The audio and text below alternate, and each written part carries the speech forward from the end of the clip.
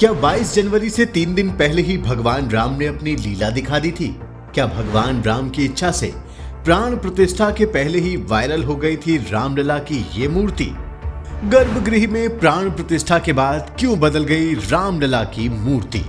क्या रामलला की मूर्ति के निर्माण कार्य की देखरेख खुद हनुमान जी कर रहे थे?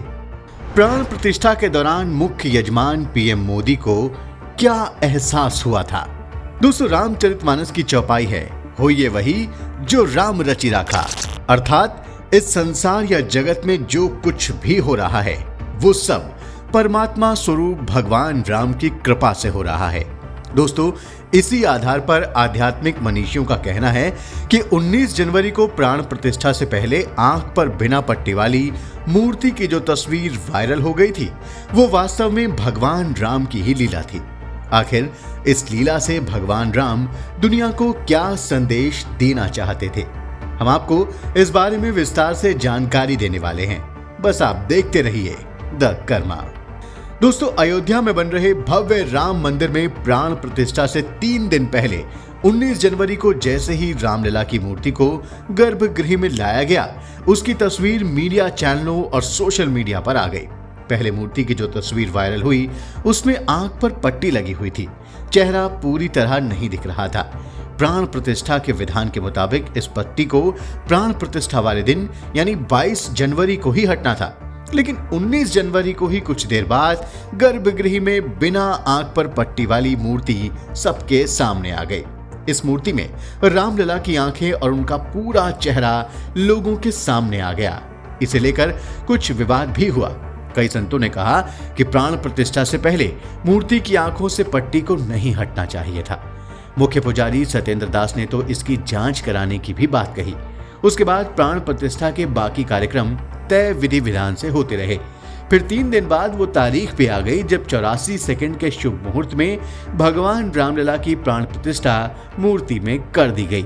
दोस्तों, इस 84 सेकंड में ही भगवान ने अपनी पूरी महिमा दिखा दी। जब प्राण प्रतिष्ठा के बाद भगवान रामलला सबके सामने आए तो बिल्कुल अलग थे।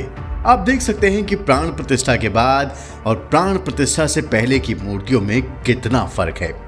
सबसे पहला फर्क आंखों में ही दिख रहा है।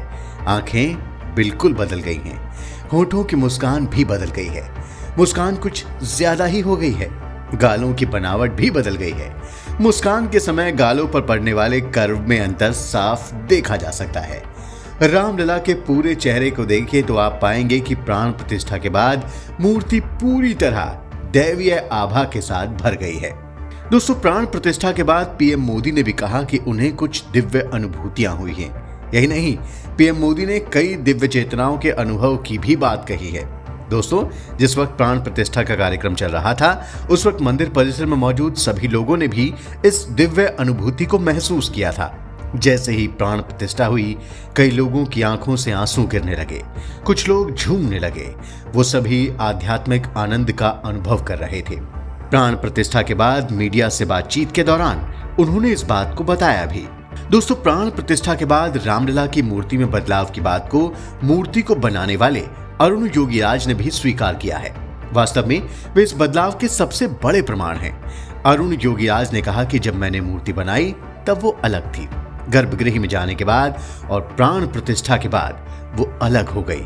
उन्होंने कहा कि जब मैं गर्भगृह में पहुंचा तो मुझे अंदर से लगा ये तो मेरा काम है ही नहीं, मैं उन्हें पहचान नहीं पाया। अंदर जाते ही उनकी आभा बदल गई। योगीराज की माने तो जब मूर्ति की प्राण प्रतिष्ठा हुई तो उन्हें लगा कि उसके हाव भाव बदल चुके हैं। इस बारे में उन्होंने लोगों से कहा भी कि उन्हें विश्वास नहीं हो रहा कि ये मूर्ति उनके द्वारा बनाई गई है। उन्होंने कहा कि अगर वो कोशिश करें भी तो भी दोबारा इस तरह का विग्रह कभी नहीं बना सकते। अरुण योगीराज ने रामलला की मूर्ति बनाने के दौरान हुए अपने अद्भुत अनुभव को भी बताया। उन्होंने कहा कि मैं दुनिया को दिखाने से पहले उनके दर्शन करना चाहता था। मैं उन्हें कहता था, दर्शन दे दीजिए प्रभु। उन्होंने कहा कि भगवान मेरी जानकारी जुटाने में खुद मेरी मदद कर रहे थे। कभी दीपावली के वक्त कोई जानकारी मिल गई, कुछ तस्वीरें मुझे वो मिल गई जो 400 साल पुरानी थी। यही नहीं, हनुमान जी भी हमारे दरवाजे पर आते थे, गेट खटखटाते थे, सब देखते थे, फिर चले जाते थे। उन्होंने कहा कि मूर्ति बनाने के दौरान रोज एक बंदर शाम 4 से 5 बजे के बीच उस जगह आता था। और मूर्ति निर्माण के कार्य को देखकर चला जाता था। ठंड में जब हमारे दरवाजे हम बंद करने लगे तब भी वो बंदर दरवाजा खटखटाता और फिर खुद ही दरवाजा खोलकर अंदर चला आता था, जैसे वो पूरे निर्माण कार्य की देख रेख कर रहा हो। दोस्तों, ऐसा लगता है कि प्राण प्रतिष्ठा से पहले और बाद की तस्वीरों को लोगों के सामने लाकर भगवान राम सनातन का एक बहुत बड़ा संदेश पूरे विश्व को देना चाहते हैं।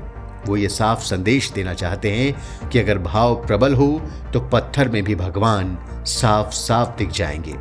वो ये संदेश देना चाहते हैं कि सनातन में निराकार और साकार दोनों को महत्व इसलिए दिया गया है क्योंकि सब कुछ भाव ही तो है। व्यक्ति अपनी चेतना और भावना के अनुसार साकार और निराकार दोनों की साधना कर सकता है और परम तत्व को प्राप्त कर सकता है।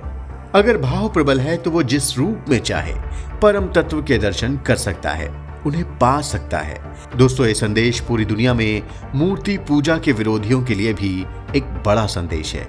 दोस्तों, गर्भगृह में प्राण प्रतिष्ठा के बाद भगवान रामलला की मूर्ति की छवि में बदलाव पर हमारा यह वीडियो आपको जरूर पसंद आया होगा। अब आप इसे लाइक और शेयर करें और हमारे चैनल को भी सब्सक्राइब करें और हाँ, नोटिफिकेशन के लिए बेल आइकन दबाना बिल्कुल ना भूलें। जय श्री राम।